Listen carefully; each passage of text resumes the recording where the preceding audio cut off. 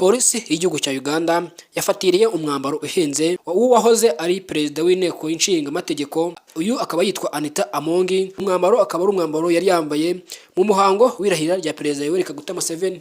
Ni nyuma y'uko mu ngo z'umunyapolitiki hamaze iminsi hari igenzura ridasanzwe, aho n'ubundi byaturutse ku modoka idasanzwe igura amafaranga agera ku 400 by'amadolari Leta Zunze Ubumwe za Amerika, yaje kuba igira mu gihugu cya Uganda ivuye mu Bwongereza ku ruganda ruzikora. Iyi modoka rero yabice bigacika muri Uganda, niyo yatumye leta ikora ubugenzuzi cyane cyane ku mitungo y'uyu munyapolitiki Anita Amongi, hajemo gusaka iwe mu rugo ndetse anafungirwa iwe by'agateganyo.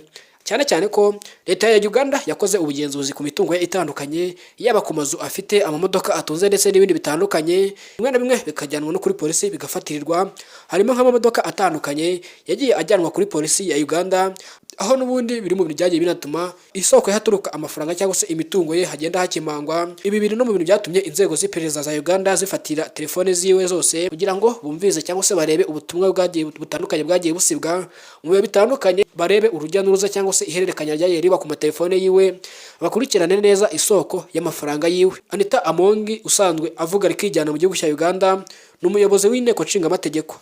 Ahangaha rero yari umuyobozi ukomeye cyane ku rwego rw'igihugu, cyane yuko ari umwe mu banyacyubahiro batinwa cyangwa se bakomeye mu gihugu cya Uganda. Kenshi na kenshi iyo umunyapolitiki ageze ku buyobozi, hari igihe birangira yikubiye imitungo y'igihugu, akaba urusahuzi ndetse akanabikora mu ibanga rikomeye cyane, yewe rimwe na rimwe akanifashisha ububasha ahabwa n'amategeko, hanyuma agakora ibitemewe n'amategeko.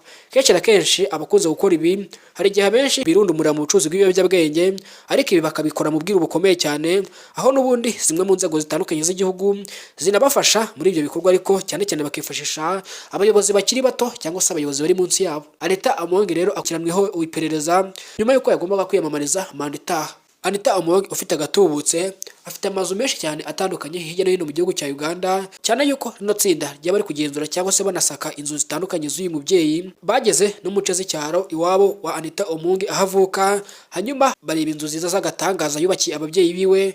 Biri no mu bintu n'ubundi byanatumye bazisaka nazo. Gusa ibikorwa by'iperereza biracyakomeje. Nshuti bakunzi, mudasiba gukurikirana amakuru n'ibiganiro byacu. Nimba uri mushyashya hano wisanze ni Taifa Rwanda, komeza udukurikirane ubane natwe umunsi ku wundi, ugomeze umenye amakuru meza kandi acukumbuye kandi agezweho. Ndabashimiye cyane, Imana ibarinde kandi ikomeze ibane namwe.